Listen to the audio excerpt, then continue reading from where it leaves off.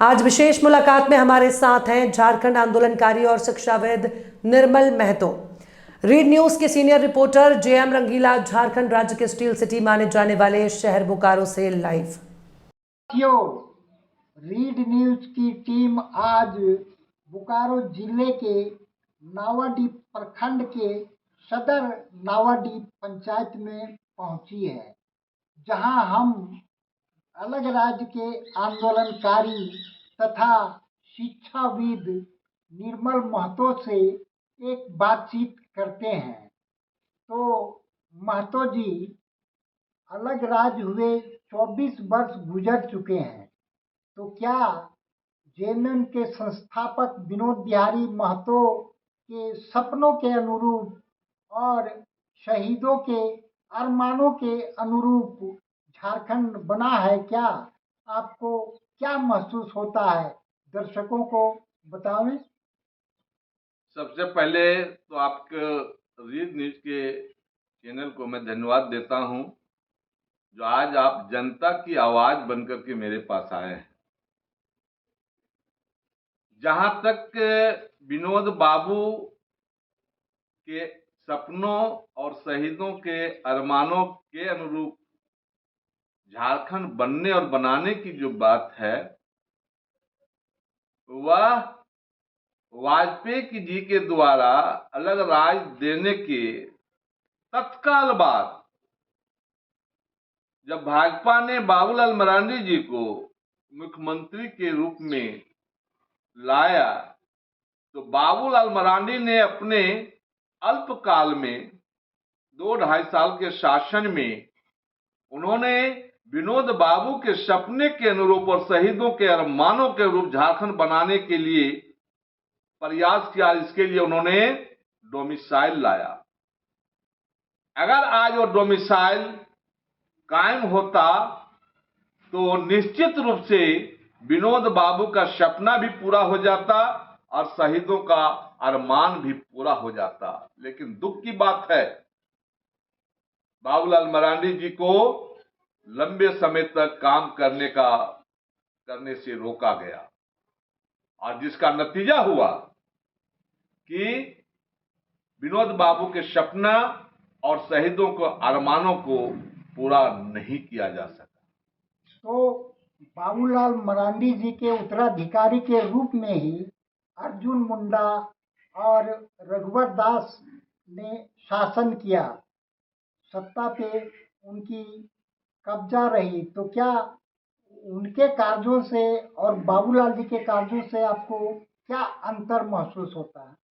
देखिए, जहां तक बाबूलाल जी, अर्जुन मुंडा जी और रघुवर दास जी के कार्यों की तुलना की बात की जाए, तो बाबूलाल जी के बाद अर्जुन मुंडा और रघुवर दास जी ने भी अपने तरफ से विनोद बाबू के सपने और शहीदों के अरमानों के अनुरूप झारखंड को बनाने का प्रयास किया। लेकिन जो अंक गणित विधानसभा में था, वो अंक गणित कोई ठोस निर्णय लेने में ये नेता लोग सम्मत नहीं थे, क्योंकि इन लोगों की भी सरकार बैसाखी के सहारे ही चली, और ये लोग जानते थे कि अगर कोई ठोस निर्णय लेते हैं तो मेरी भी सरकार को बाबूलाल जी के सरकार जिस तरह से बलिदान हुआ था, उस तरह से कहीं हमको भी इस सरकार का बलिदान देना नहीं पड़ जाए। इसलिए इन लोगों ने वो हिम्मत और साहस नहीं जुटा पाए, लेकिन प्रयास किया। हालांकि उसके बाद हम देखते हैं, जो कहते हैं कि मेरे बदौलत झारखंड बना, मेरे बदौलत झारखंड बना, वे लोग का शासन भी झारखंड में लंबे समय तक रहा, और एक एक बार नहीं, बाप बेटा को मान के चल रहे तो 4 बार लोग मुख्यमंत्री बने। लेकिन इन लोगों का प्रयास रत्ती भर नहीं रहा कि हम विनोद बाबू के सपनों के अनुरूप बनावें या शहीदों के अरमानों के अनुरूप बनावें। इन लोगों का यहां एक ही चीज रहा, मैं और मेरा परिवार। यहां अगर कोई झारखंडी है या मूलवासी है या आदिवासी है, तो उसमें प्राथमिकता मेरा और मेरे परिवार को ही मिले, इस काम में ही लोग उलझ करके रह गए, जिसके कारण ये सपना विनोद बाबू का और शहीदों का अरमान पूरा आज तक नहीं हो पाया। जबकि सोरेन परिवार बोलती है कि अलग राज हमने दिलाया है और हम ही इसको सजाएंगे संवारेंगे, तो इससे आप इत्तेफाक नहीं रखते हैं क्या? देखिए, सच्चाई को कहने में कहीं कोई झिझक नहीं है, क्योंकि मैंने आंदोलन को बहुत नजदीक से देखा है।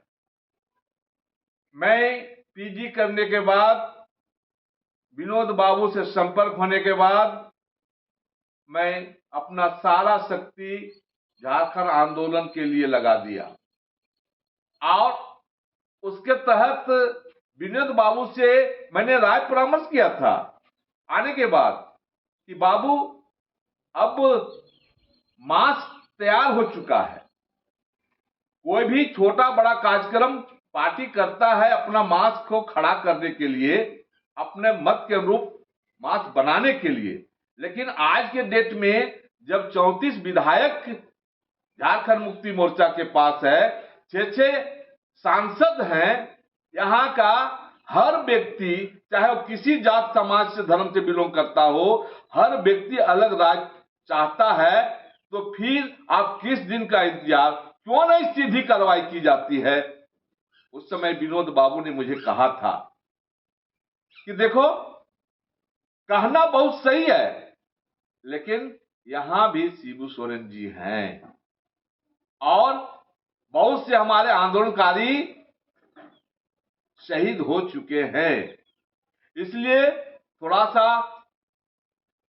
संभल करके चलना आवश्यक है। और ये बात कहने के बाद कुछ ही दिनों के बाद विनोद बाबू, राजकिशोर बाबू आते हैं। राजकिशोर बाबू आने के बाद जब उनसे सवाल कर कि बाबू से हमारी ऐसी बात हुई थी, तो उन्होंने सहमति दी है। और उसी समय कृष्णा मार्डी सांसद थे, जो जिनकी नीति को मैं बहुत पसंद करता था और आज भी मैं पसंद करता हूं। उनसे जब राय परामर्श किए, उन्होंने कहा मेरा पूरा समर्थन रहेगा। और तब जाकर के आपको याद होगा, आप भी इस क्षेत्र पत्रकारिता कर रहे थे, झारखंड कॉमर्स कॉलेज में पूरे झारखंड के सभी जिला के प्रतिनिधियों को आमंत्रित करने का काम किया था, इसी निमित्त कि निर्णायक लड़ाई हो, ठोस लड़ाई हो। और इसके पहले एक काम और मैंने किया था अपने सहयोगियों, आज जगन्नाथ जी नहीं है, हम लोग साथ होते थे। उस समय झारखंड मुक्ति मोर्चा 2 गुटों में बटा हुआ था। पहले विनोद गुट, शिबू गुट था, लेकिन विनोद बाबू के मरने के बाद वो गुट में परिवर्तन हुआ, मार्डी गुट और शिबू गुट हो गया। और हमने महसूस किया, क्योंकि आने के बाद हमने बुद्धिजीवियों को झारखंड आंदोलन से जोड़ने का बहुत अथक प्रयास किया। और इसी निमित्त हमने महसूस किया कि जब तक दोनों गुट को एक नहीं किया जाएगा, तब तक आंदोलन की धार तेज नहीं हो सकती है। इसी निमित्त बोकारो के सेक्टर 9 में एक सम्मेलन आयोजित करके, उस समय झारखंड मुक्ति मोर्चा मार्डी गुट का मैं जिला सचिव हुआ करता था, खाड़ेराम मुर्मू मेरा अध्यक्ष हुआ करते थे, और शिबू सोरेन जी का जो भाई साहब थे, उनका उस समय जो वो नेतृत्व करते थे, क्या नाम था उनका, भूल रहे हैं, लालू सोरेन जी। वो बहुत बोल्ड आदमी थे। हम लोगों ने मिल करके आप दोनों गुट को वहां एक किया, और एक करने के बाद फिर ये प्रस्ताव को लाया और झारखंड के सभी जिलों में दौरा करके और सभी जिला कमेटियों को लाने का काम किया झारखंड कॉमर्स कॉलेज। और 3 दिन का सम्मेलन हुआ था। उसमें एक दिन में 8 बोरा चावल, 8 बोरा आटा सींचता था खाने में। और वहां यह प्रस्ताव पास हुआ कि जब तक अलग राज्य की मांग सरकार नहीं मानेगी, तब तक हम लोग अनिश्चितकालीन आर्थिक नाकेबंदी करूंगा। और नाकेबंदी हुई पास, और हम लोगों ने जमीन पर उतर करके, झारखंड के सारे लोग जमीन में उतर करके आंदोलन के सफल किए। उसी दौरान हमारा सुदन महतो को गोली लगती है सिजुआ में और वो मारा जाता है। हम लोग उनको वहां दाह संस्कार में जाते हैं। शिबू सोरेन जी गुरु जी वहां आते हैं संस्कार के नदी में, सामने, और आकर के हम लोग आदेश देते हैं कि आप लोग इनकी पत्नी को चंदा करके 1 लाख रुपया दीजिए। और मैं जाता हूं, को बुलावा आया है, मैं दिल्ली जा रहा हूं और मैं झारखंड लेकर के आऊंगा। हम लोग को बहुत आनंद लगा। हम लोगों ने बोकारो थर्मल से लेके दुगदा तक चंदा किया और 1,29,000 के आसपास पैसा उनकी पत्नी को हम लोगों ने दिया। और हम लोग अब आशा कर रहे हैं, गुरुजी गए हैं, बोले हैं कि हम जा रहे हैं, आप लोग आंदोलन करते रहो। मैं डुमरी में बैठा था, आंदोलन में जीटी रोड में था। हम सोचे कि आएंगे, घोषणा करेंगे, वहां से बोले हम लेके आवेंगे, बहुत इंतजार कर रहे हैं। लेकिन बड़ा दुख के साथ कहना पड़ता है कि इतना बड़ा 9 दिन का आंदोलन को पूरा हिंदुस्तान डोल गया था। एक छटाक भी कोई खनिज झारखंड से बाहर नहीं जा रहा था। लेकिन अचानक वहां से घोषणा होती है कि मैं झारखंड आंदोलन के आर्थिक नाकेबंदी को स्थगित करता हूं। इसको सुन करके मेरा ही नहीं, पूरे आंदोलनकारी और झारखंडियों का सपना जो था वहीं पर चूर हो गया। और जो एक उम्मीद थी अलग राज्य बनने का, उसको एक तरह से समझिए बेच दिया गया। लेकिन सौभाग्य से फिर 2-3 महीना बाद भारतीय जनता पार्टी का मुंबई वर्धा में राष्ट्रीय सम्मेलन हुआ। उस सम्मेलन में वाजपेयी जी ने घोषणा की, अगर मेरी सरकार आएगी मैं भारत में 3 नए राज्यों का गठन करूंगा, जिसमें से एक झारखंड होगा।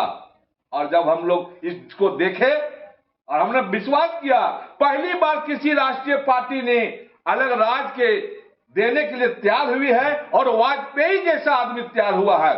हम सारे लोग भाजपा में कूच कर गए और हुआ भी यही। उनकी सरकार आई, उन्होंने अलग राज्य दिया। अगर उस समय वाजपेयी जी नहीं दिए होते तो मैं दावे के साथ कहता हूं, जो कहता है कि मैं आंदोलनकारी हूं, मेरे बदौलत हुआ है, आज तक आपका झारखंड अलग राज्य नहीं बनता अगर वाजपेयी जी नहीं होते तो। अब अंत में एक सवाल, ठीक है 24 साल गुजर चुके हैं, अब इसमें सुधार लाने के लिए या इसको सजाने संवारने के लिए क्या करने की जरूरत है? अंतिम सवाल का जवाब दें। देखिए, अंतिम सवाल आपका बहुत महत्वपूर्ण सवाल है। संवारने का, सुधारने का और शहीदों के अरमान को पूरा करने के लिए क्या किया जाए, मोटा मोटी आपका यही कहना है। मैं एक ही चीज कहता हूं, जो जन्म देता है उसको दर्द होता है, और जो जन्म देता है उसको दर्द होता है। उस बच्चे को सींचता है, हर तरह से सींचता है और बच्चे को काबिल बनाने का प्रयास करता है। तो झारखंड को भारतीय जनता पार्टी ने जन्म दिया है, पैदा किया है, बनाया है। और अगर दर्द किसी को है तो भारतीय जनता पार्टी को है। और मेरा विश्वास है कि भारतीय जनता पार्टी ही विनोद बाबू के सपना, शहीदों के सपना को साकार करेगा और हर झारखंडियों को झारखंड बनने का जो उद्देश्य है उसको पूरा करेगा। मेरा भी पूरा विश्वास है। हाँ तो मित्रों, आपने निर्मल महतो जी के विचारों को सुना। कैमरा पर्सन रोहित के साथ मैं JM रंगीला, लोकसभा क्षेत्र संवाददाता, बोकारो, झारखंड।